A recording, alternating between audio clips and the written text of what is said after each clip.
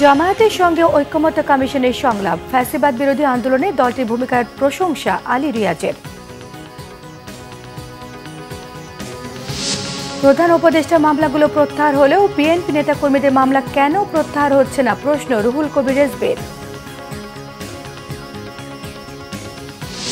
প্রতিশ্রুতি অনুযায়ী নির্বাচন না হলে বিনিয়োগে অনিশ্চয়তা বাড়বে, আশঙ্কা সিপিডির। রাজনৈতিক স্থিতিশীলতায় গুরুত্ব আরোপ। কাশ্মীর সীমান্তে ভারত পাকিস্তানের মধ্যে আবারও গোলাগুলি, ছাড় না দেওয়ার হুঁশিয়ারি দিল্লির। মধ্যস্থতার প্রস্তাব ইরানের, সমাধানে জোর দিলেন ডোনাল্ড ট্রাম্প। দেখছিলেন ক্রাউন সিমেন্ট সংবাদ শিরোনাম। বিস্তারিত। জাতীয় ঐক্যমত্য কমিশনের সহসভাপতি অধ্যাপক আলী রিয়াজ বলেছেন, রাষ্ট্র সংস্কারের উদ্যোগ অন্তর্বর্তী সরকারের নয়, এটি বাংলাদেশের গণমানুষের দীর্ঘদিনের আকাঙ্ক্ষার ফলাফল। রাজনৈতিক দলগুলোর সঙ্গে চলমান আলোচনার উদ্দেশ্য থাকবে একটি জাতীয় সনদ তৈরি করা। শনিবার জাতীয় সংসদ ভবনের এলডি হলে বাংলাদেশ জামায়াতে ইসলামীর সঙ্গে সংস্কার প্রশ্নে জাতীয় ঐক্যমত্য কমিশনের বৈঠকের শুরুতে আলী রিয়াজ এসব কথা বলেন। এ সময় জামায়াতের নায়েবে আমির সৈয়দ আবদুল্লাহ মোহাম্মদ তাহের বলেছেন, ৫৪ বছরে দেশের মানুষের ব্যাপক হতাশা সৃষ্টি হয়েছে। বিভিন্ন সময়ে মানুষ বঞ্চনার প্রতিবাদ জানিয়েছে। জামায়াতে ইসলামের দুর্নীতিমুক্ত এবং বৈষম্যহীন বাংলাদেশ গড়তে চায়। সৈয়দ আবদুল্লাহ মোহাম্মদ তাহের আরও বলেন, ২৪-এর আন্দোলনের যারা এখনও হাসপাতালের বিছানায় কাতরাচ্ছে, তাদের পুনর্বাসনে অন্তর্বর্তী সরকার আরো বেশি দায়িত্বশীল হতে পারতেন। সরকারের আরো অনেক কিছুই করার ছিল। রাষ্ট্র সংস্কারের জন্য অন্তর্বর্তী সরকারের পক্ষ থেকে যে উদ্যোগ নেওয়া হয়েছে, সেই উদ্যোগ সরকারের উদ্যোগ নয়, আসলে এটি বাংলাদেশের মানুষের দীর্ঘদিনের আকাঙ্ক্ষার ফল। তারই অংশ হিসেবে অন্তর্বর্তী সরকারের পক্ষ থেকে উদ্যোগ নেওয়া হয়েছে। রাষ্ট্র সংস্কারের প্রয়োজন এবং তাগিদ রাজনৈতিক দলের কাছ থেকে এসছে, জনসমাজের কাছে থেকে এসছে, ছাত্রদের কাছ থেকে এসেছে, সাধারণ মানুষের কাছ থেকে এসছে। সেই প্রক্রিয়ায় আপনারা আন্তরিকভাবে অংশগ্রহণ করেছেন বলে আপনাদের আবার আমি ধন্যবাদ জানাই। 3টি টার্মের কোনো ধরনের নির্বাচন না হওয়া এবং নির্বাচন ছাড়াই যদি ক্ষমতায় থাকতে পারে, তাহলে যা করা দরকার জবাব দিতে যদি থাকবে না, সেটি তো হইতেই পারত, এবং তাই হয়েছে। তার পরিণতি আজকে আমরা সমগ্র জাতি এটা ভোগ করছি। আমরা এটা রিপিটেশন চাই না। আমরা একটি সুষ্ঠু, স্বচ্ছ এবং সঠিক নির্বাচন চাই। জামাত ইসলামী এই ব্যাপারে আমরা অঙ্গীকারবদ্ধ এবং এক্ষেত্রে আমাদের সার্বিক কোঅপারেশন থাকবে to make it fair and credible. ৮ মাস হয়ে গেল বিএনপি নেতাকর্মীদের নামে মামলাগুলো কেন প্রত্যাহার করা হচ্ছে না, তা নিয়ে প্রশ্ন তুলেছেন বিএনপির সিনিয়র যুগ্ম মহাসচিব রুহুল কবির রেজভী। তিনি বলেন, প্রধান উপদেষ্টা প্রফেসর ডক্টর মোহাম্মদ ইউনূসের মামলাগুলো প্রত্যাহার হয়ে গেল, কিন্তু বিএনপি নেতাকর্মীদের মামলাগুলো প্রত্যাহার হচ্ছে না। জাতীয় প্রেস ক্লাবে ন্যাশনালিস্ট রিসার্চ ফাউন্ডেশন NRF এর আলোচনায় রুহুল কবির রেজভী অভিযোগ করেন, আদালত শেখ হাসিনাকে ফ্যাসিস্ট হতে সহায়তা করেছেন। ফ্যাসিবাদের বিচারকদের বিচার হতে হবে। হিটলারের সহযোগী বিচারকদের যদি বিচার হতে পারে, শেখ হাসিনার সহযোগী বিচারকদেরও কেন বিচার হবে না? অধিকাংশ উপদেষ্টার দুর্নীতির সঙ্গে সম্পর্ক নেই, কিন্তু কারো কারো বিরুদ্ধে যে দুর্নীতির অভিযোগ উঠেছে তা কিন্তু সত্য। ডিসেম্বর থেকে জুন সরকার নির্বাচন নিয়ে কেন দ্বিধা দ্বন্দ্বের মধ্যে মানুষকে ঘোরাচ্ছেন, তা নিয়েও প্রশ্ন তুলেছেন রুহুল কবির রেজভী। ডিসেম্বর না জুন, এর মধ্যে দোল খাচ্ছে কেন? এটা সুস্পষ্ট করুন। এটা কথা বলতেই পারে। আর আমরা যেটা বলতে চাই, ৬০ লক্ষ মামলা, আমি জানি না যে আমাদের মামলা প্রত্যাহার হয়েছে। আজকে আমাদেরকে দিনের পর দিন, মাসের পর মাস কোর্টের বারান্দায় আমাদেরকে লেফট রাইট করতে হয়েছে, আমাদেরকে কুইক মার্চ করে ওখানে হাঁটাহাঁটি করতে হচ্ছে। নির্মম ভাবে আমাদেরকে এজলাসের মধ্যে দাঁড় করে রেখেছে। ম্যাজিস্ট্রেট, যে আমার ছোট ভাইয়ের চেয়ে ছোট ভাই, তার কি নির্মম নিষ্ঠুরতা! সে আমাদেরকে, যদি আমরা বেঞ্চে বসি, সে ধমক দিয়ে বলতো যে কাঠগোড়ায় বসা। প্রতিশ্রুতি অনুযায়ী নির্বাচন না হলে বিনিয়োগে অনিশ্চয়তা বাড়বে, আশঙ্কা সিপিডির। শনিবার সকালে এফডিসিতে ডিবেট ফর ডেমোক্রেসি আয়োজিত বিদেশি বিনিয়োগ সম্ভাবনা ও চ্যালেঞ্জ শীর্ষক ছায়া সংসদে প্রধান অতিথির বক্তব্যে এসব কথা জানান সেন্টার ফর পলিসি ডায়ালগ সিপিডির সম্মানীয় ফেলো এবং বিশিষ্ট অর্থনীতিবিদ ডক্টর মুস্তাফিজুর রহমান। দেশকে বৈদেশিক বিনিয়োগ বান্ধব করতে হলে সুশাসন, জবাবদিহিতা, দক্ষ শ্রমশক্তি এবং শোভন শ্রম সংস্থান সৃষ্টি করার কোনো বিকল্প নেই বলে মন্তব্য করেছেন এই অর্থনীতিবিদ। ছায়া সংসদে ডিবেট ফর ডেমোক্রেসির চেয়ারম্যান হাসান আহমেদ চৌধুরী কিরণ জানিয়েছেন, দেশে মব জাস্টিসের প্রবণতা দূর করতে পারলেই বৈদেশিক বিনিয়োগের সম্ভাবনা বৃদ্ধি পাবে। অবশ্যই যে কোনো বিনিয়োগকারী, যেটা আমি বললাম ২০-২৫ বছরের জন্য তারা আসেন, সুতরাং স্থিতিশীল একটা রাজনৈতিক পরিবেশ আছে কিনা সেটা তাদের জন্য গুরুত্বপূর্ণ। যেটা নাকি এখানে সঠিকভাবে বলা হয়েছে যে একটা ভালো দিক হলো যে সব প্রধান রাজনৈতিক যেসব দল আছে তারা কিন্তু বলেছেন যে তারা নীতি ধারাবাহিকতা অব্যাহত রাখবেন, বৈদেশিক বিনিয়োগকারীদেরকে তারা ওয়েলকাম করবেন। সো এটা আমার মনে হয় যে একটা ইতিবাচক। যদি বিলম্বিত হয়, রাজনৈতিক প্রক্রিয়া যদি ঠিকভাবে যদি না চলে, আমার মনে হয় যে একটা অনিশ্চয়তা সৃষ্টি হবে। বিদ্যুৎ ও জ্বালানি উপদেষ্টা ফজলুল কবির খান বলেছেন, চলমান চুক্তিতে জ্বালানির দাম কমাবে না কাতার, তবে নতুন করে চুক্তি হলে দাম কমানোর আশ্বাস দিয়েছে দেশটি। শনিবার বিদ্যুৎ ভবনে ফোরাম ফর এনার্জি রিপোর্টার্স বাংলাদেশে আয়োজিত সেমিনারে এ তথ্য জানান তিনি। বলেন, বিদ্যুৎ উৎপাদনকারী প্রতিষ্ঠানগুলোর সঙ্গে মতবিনিময় হচ্ছে, দাম কমানোর বিষয়ে আলোচনা হচ্ছে। মাতারবাড়ি বিদ্যুৎ কেন্দ্র ট্যারিফ প্রতি ইউনিট 8.5 টাকার মতো নির্ধারণ করা হয়েছে। এটিকে আদর্শ ধরে অন্যান্য কয়লা বিদ্যুৎ কেন্দ্রগুলোকে দর নির্ধারণের তাগিদ দেওয়া হচ্ছে। এ সময় জ্বালানি বিশেষজ্ঞ অধ্যাপক ডক্টর ইজাজ হোসেন জানিয়েছেন, যতটুকু ক্যাপাসিটি রয়েছে তার থেকে 3 গুণ উৎপাদন বাড়াতে হবে। আর সিপিডির গবেষণা পরিচালক খন্দকার ডক্টর গোলাম মোয়াজ্জেম বলেছেন, 2004 সালের জ্বালানি নীতির কার্যকারিতা এখন আর নেই। বর্তমান অর্থনৈতিক দুরবস্থার অন্যতম কারণ জ্বালানি খাতের অব্যবস্থাপনা। জ্বালানি খাতকে দ্রুত সংস্কার করে নতুন করে জ্বালানি নীতি প্রণয়নের পাশাপাশি এলএনজি আমদানিতে উৎসাহিত না করে গ্যাস উত্তোলনে গুরুত্ব বাড়ানোর পরামর্শ দিয়েছেন তিনি। মুসলিম সহ বিশ্বের প্রতিটি দেশকে ফিলিস্তিনে চালানো ইসরায়েলি গণহত্যার বিরুদ্ধে অবস্থানের আহ্বান জানিয়েছেন কয়েকটি ইসলামী দল। জাতীয় প্রেস ক্লাবের সামনে মুভমেন্ট ফর ফ্রি প্যালেস্টাইনের ব্যানারে আয়োজিত সমাবেশে ইসরায়েলের বিরুদ্ধে জিহাদ ঘোষণা করতে রাষ্ট্রীয় স্বীকৃতি চান। ইসরায়েলি বর্বরতা বন্ধে জাতিসংঘকে চিঠি দিতেও ডক্টর মোহাম্মদ ইউনূসের প্রতি আহ্বান জানিয়েছেন আন্দোলনকারীরা। বিস্তারিত জানাচ্ছেন জিয়া খান। শনিবার ভোর থেকে জাতীয় প্রেস ক্লাবের সামনে সমাবেশে অংশ নিতে দেশের বিভিন্ন প্রান্ত থেকে জড়ো হন হাজারো মানুষ। ছোট বড় মিছিল নিয়ে ইসরায়েলি আগ্রাসনের বিরুদ্ধে অবস্থান নেয় তারা। ইসরায়েলের এই বর্বরতার বিরুদ্ধে আমাদের সোচ্চার ভূমিকা জারি রাখার দৃঢ় অঙ্গীকার ব্যক্ত করছি।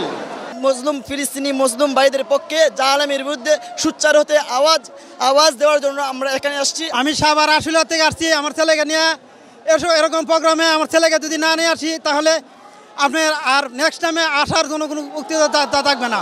ফিলিস্তিনের ওপর ইসরায়েলি গণহত্যা বন্ধে কঠোর হুঁশিয়ারি মানুষের মুখে। আমরা সারা পৃথিবীর মানুষদের জানান দিতে চাই যে আমরা মুসলমান সবাই এক প্ল্যাটফর্মে এসেছি। আমরা সব সময় মুসলমানদের পক্ষে এবং অন্যের বিরুদ্ধে ন্যায়ের পক্ষে। ফিলিস্তিনের পক্ষে নিজেদের অবস্থানের কথা জানান বিক্ষোভকারীরা। আমাদের ইমানি দায়িত্ব এবং কর্তব্য, আমরা ফিলিস্তিনে যাব এবং ইসরায়েলের বিরুদ্ধে আমরা যুদ্ধ করতে চাই। ইসলামের জন্য জীবন দিতে প্রস্তুত। এখন যদি ফিলিস্তিন থেকে খবর আসে এখনই আমরা ইনশাআল্লাহ দিলে এখনই সবাই আমরা বাংলাদেশ থেকে যাব ইনশাআল্লাহ। ইসরায়েলের বিরুদ্ধে পদক্ষেপ নিতে সরকারের প্রতি আহ্বান জানান সমাবেশে আসা মানুষগুলো। জাতিসংঘের কাছে একটা প্রেস বিজ্ঞপ্তির মাধ্যমে বা কোনো একটা চিঠির মাধ্যমে যাতে জাতিসংঘ ইসলামী যত আমাদের দেশগুলো রয়েছে ও দেশগুলোর নেতাদের সাথে একসাথে করে লিখিত প্রতিবাদ জানানোর জন্য। গাজার মুসলমানদের উপরে নির্মমভাবে হত্যা করতেছে, এটা যেন অনতিবিলম্বে যুদ্ধবিরতির মাধ্যমে ফিলিস্তিনি মুসলমানদেরকে শান্তিতে থাকার মতন ব্যবস্থা করে দিতে পারে। গণজমায়েতের কারণে প্রেস ক্লাব, পল্টন, মতিঝিল, কাকরাইল সহ আশপাশের রাস্তায় বন্ধ ছিল যান চলাচল। ভোগান্তিতে পড়তে হয় নগরবাসীকে। জিয়া খান, বাংলা ভিশন, ঢাকা। ভারত পাকিস্তান উত্তেজনা প্রসঙ্গ। আবারও কাশ্মীর সীমান্তে ভারত পাকিস্তানের মধ্যে পাল্টাপাল্টি গোলাগুলি ঘটেছে। ভারতীয় সেনাবাহিনীর অভিযোগ, অস্ত্রবিরতি লঙ্ঘন করে শুক্রবার নিয়ন্ত্রণ রেখায় গুলি চালায় পাকিস্তান। জবাবে পাল্টা গুলি চালায় ভারতীয় সেনারা। পেহেলগাম ইস্যুতে সিন্ধু পানি চুক্তি স্থগিত সহ বেশ কিছু কঠোর পদক্ষেপ নিয়েছে ভারত। পাকিস্তানও ছেড়ে কথা বলছে না। থমথমে পরিস্থিতিতে দেশ দুটোর উত্তেজনা নিরসনে মধ্যস্থতার প্রস্তাব দিয়েছে ইরান। আর মার্কিন প্রেসিডেন্ট ডোনাল্ড ট্রাম্পের আশা, ভারত আর পাকিস্তান নিজেরাই এই সমস্যার সমাধান করতে পারে। শহীদ আরাফাতের ডেস্ক রিপোর্ট। পেহেলগাম হত্যাকাণ্ড ইস্যুতে ভারত পাকিস্তানের মধ্যকার পরিস্থিতি আরও উত্তপ্ত হয়ে উঠছে। শুক্রবার অস্ত্রবিরতি লঙ্ঘন করে কাশ্মীর নিয়ন্ত্রণ রেখায় আবারও গুলি চালিয়েছে পাকিস্তান। এই অভিযোগ এনে ভারতীয় সেনাবাহিনী পাল্টা গুলি চালায়। এতে দ্বিতীয় দিনের মতো নিয়ন্ত্রণ রেখায় থমথমে পরিস্থিতি তৈরি হয়। গোলাগুলি হয়েছে লাদাখ সীমান্তেও। পাকিস্তান ভারত উত্তেজনা নিরসনে মধ্যস্থতার প্রস্তাব দিয়েছে ইরান।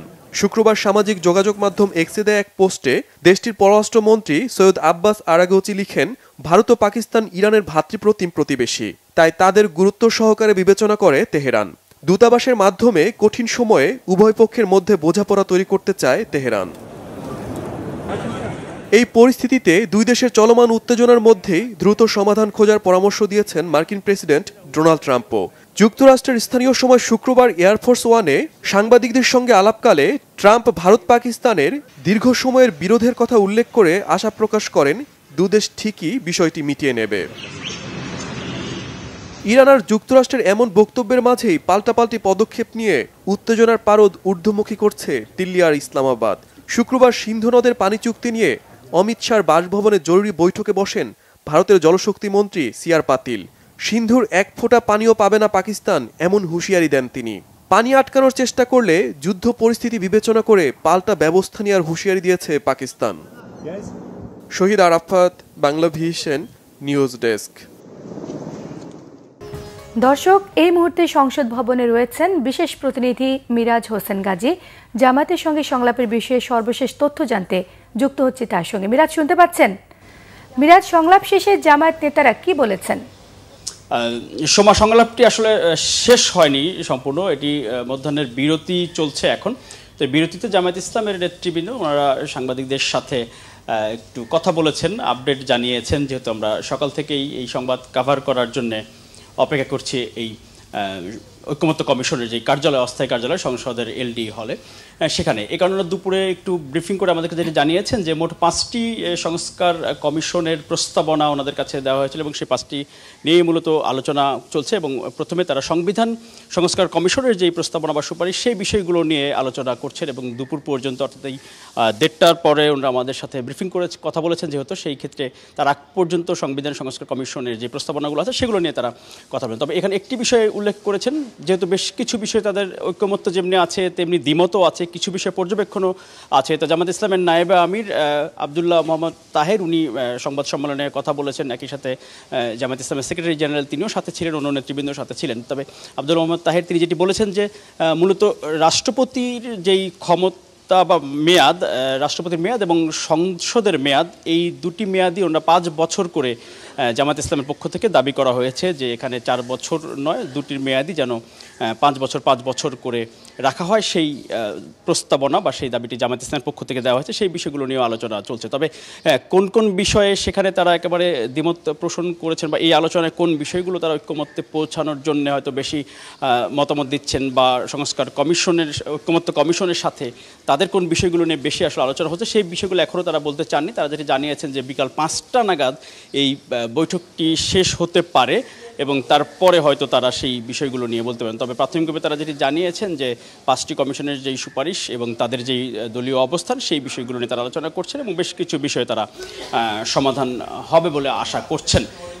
তো মূলত সময় এই ছিল আমার কাছে জাতীয় সংসদ ভবনের এলডি হলের এই যে জাতীয় ঐক্যমত্য কমিশনের যেই অস্থায়ী কার্যালয়, সেখান থেকে জামায়াত ইসলামের সাথে ঐক্যমত্য কমিশনের যেই বৈঠক, সেই বৈঠকের এই যে দুপুর পর্যন্ত যে আপডেট সেটুকু। সোমা, অসংখ্য ধন্যবাদ আপনাকে। রাঙামাটিতে পিকআপ ভ্যান চাপায় সিএনজির 5 যাত্রী নিহত হয়েছেন। আলাদা সড়ক দুর্ঘটনায় মুন্সিগঞ্জে প্রাণ গেছে আরও 3 জনের।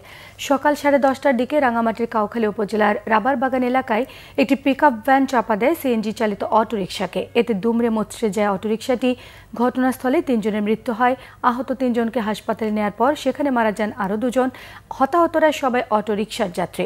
তারা চট্টগ্রাম যাচ্ছিলেন। এদিকে ঢাকা মাওয়া এক্সপ্রেস ওয়েতে ট্রাকের ধাক্কায় এক মোটরসাইকেল আরোহী নিহত হন। শ্রীনগরের সমসপুরে মোটরসাইকেল দুর্ঘটনায় এক পথচারী নিহত হয়। এছাড়া সিরাজদিখানে নিমতলা এলাকায় যানবাহনের ধাক্কায় প্রাণ যায় আরও এক মোটরসাইকেল আরোহীর। 120 কোটি নয় প্রায় 240 কোটি টাকা ট্রান্সফার করেছেন বিসিবি সভাপতি ফারুক আহমেদ। বেশি লভ্যাংশের আশায় 14 ব্যাংকে রাখা হয়েছে এফডিআর এর এই টাকা। সম্প্রতি বিভিন্ন গণমাধ্যমে প্রকাশ পায় বিভিন্ন ব্যাংকে থাকা বিসিবির ফিক্সড ডিপোজিটের প্রায় 120 কোটি টাকা বোর্ডের অনুমোদন ছাড়াই অন্য ব্যাংকে সরিয়েছেন সভাপতি ফারুক আহমেদ। এমন খবরে সমালোচিত হন বোর্ড প্রধান। তবে ব্যাংক স্টেটমেন্টের খোঁজ নিয়ে দেখা যায় রাজনৈতিক পট পরিবর্তনের পর নতুন 13টি ব্যাংকে নতুন করে এফডিআর খুলেছে বিসিবি। সেখানে বিভিন্ন সময়ে প্রায় 240 কোটি টাকা ডিপোজিট করা হয়েছে। বিভিন্ন ব্যাংকে টাকা রাখার কথা অস্বীকার করেনি ফারুক আহমেদ। দাবি করেন তিনি একা এই কাজ করেননি। বিসিবির ফিন্যান্স কমিটির প্রধান এবং আরও একজন বোর্ড পরিচালক পুরো প্রক্রিয়ার সঙ্গে যুক্ত ছিলেন। বোর্ডের আয় বাড়ানোর জন্য ঝুঁকিপূর্ণ ব্যাংকগুলো থেকে টাকা ট্রান্সফার করে তুলনামূলক নিরাপদ ব্যাংকগুলোতে রাখা হয়েছে। গত সরকারের আমলে যে সকল ব্যাংকে টাকা রাখা হয়েছিল তাদের ইন্টারেস্ট রেট ছিল তুলনামূলক কম বলেছেন ফারুক আহমেদ। 2024 সালের আগস্ট থেকে বিসিবির এফডিআর স্টেটমেন্ট অনুযায়ী আইএফআইসি এবং মিডল্যান্ড ব্যাংকে থাকা বিভিন্ন কিস্তির 12 কোটি টাকায় 9 থেকে 10% হারে সুদ পেত বিসিবি। তা মধুমতি ব্যাংকে সরিয়ে নেওয়া হয় 11.5% সুদের হারে। সরকারের লাল তালিকাভুক্ত ব্যাংক জনতা, অগ্রণী, বেসিক ব্যাংক থেকে তুলনামূলক নিরাপদ সবুজ ও হলুদ তালিকাভুক্ত ব্র্যাক, মিউচুয়াল ট্রাস্ট এবং প্রাইম ব্যাংকে টাকা ট্রান্সফার করেন বোর্ড সভাপতি। সংবাদ শেষ করব ক্রাউন সিমেন্ট শিরোনামগুলো আরও একবার জানিয়ে দিন। জামায়াতের সাথে ঐক্যমত্য কমিশনের সংলাপ, ফ্যাসিবাদ বিরোধী আন্দোলনে দলটির ভূমিকার প্রশংসা আলী রিয়াজের। প্রধান উপদেষ্টা মামলাগুলো প্রত্যাহার হলেও বিএনপি নেতাকর্মীদের মামলা কেন প্রত্যাহার হচ্ছে না, প্রশ্ন রুহুল কবির রেজবে। প্রতিশ্রুতি অনুযায়ী নির্বাচন না হলে বিনিয়োগে অনিশ্চয়তা বাড়বে, আশঙ্কা সেপিডির। রাজনৈতিক স্থিতিশীলতায় গুরুত্ব আরোপ। কাশ্মীর সীমান্তে ভারত পাকিস্তানের মধ্যে আবারও গোলাগুলি, ছাড় না দেওয়ার হুঁশিয়ারি দিল্লির। মধ্যস্থতার প্রস্তাব ইরানে, সমাধানে জোর দিয়েছেন ট্রাম্প। এই ছিল এখনকার মতো। পরের সংবাদ বিকেল 4টায়। 3টায় রয়েছে নিউজ টপ 10 দেখার আমন্ত্রণ রইল। এছাড়া বাংলা ভিশন সংবাদ ও সংবাদ সংশ্লিষ্ট অনুষ্ঠান দেখতে ভিজিট করুন www.bbnews24.com, facebook.com/banglavishnnews সাবস্ক্রাইব করুন, youtube.com/banglavishnnews। সঙ্গে থাকায় সবাইকে ধন্যবাদ।